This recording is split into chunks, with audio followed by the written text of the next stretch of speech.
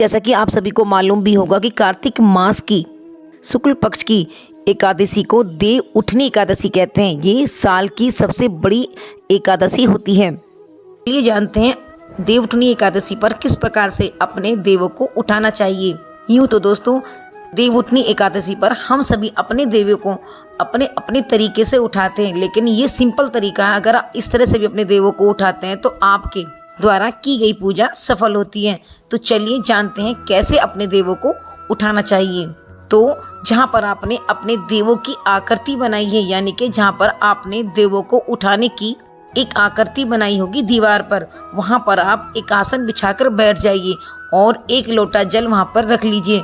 और वहाँ पर जो आपने सामग्री रखी है, जैसे सिंगाड़े, फल, मिठाई, दक्षिणा, ये सभी चीज़ें आपको वहाँ पर रखनी है। और इन सभी चीज़ों पर आपको एक लाल रंग का कपड़ा ढकना है। और दोस्तों, वहाँ पर आपको एक छोटी सी कटोरी में रोली या कुमकुम घोल कर रखना है और एक छोटी सी कटोरी में आपको हल्दी घोल कर रखनी है। फिर आपको एक दीपक वहाँ पर देसी घी का प्रज्वलित करना है। फिर आपको आपने जो देवों की आकृति बनाई है वहाँ पर रोली से तिलक लगाना है। फिर थोड़े से चावल भी उनके मस्तक पर लगाना है।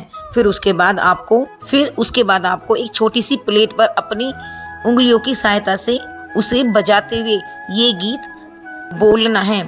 फिर आपको बोलना है कि उठो देव, बैठो देव, नैन खोलो देव, शुभ कार्य करो देव, उठो देव सांवरा, भाजी बेर आंवला, गन्ना की झोपड़ी में शंकर जी की यात्रा, सभी काम पूर्ण करो सभी देव, हमारी प्रार्थना स्वीकार करो देव, और जो कोई गलती होए उसे क्षमा करो देव। और फिर आपको ये 7 बार बोलना है।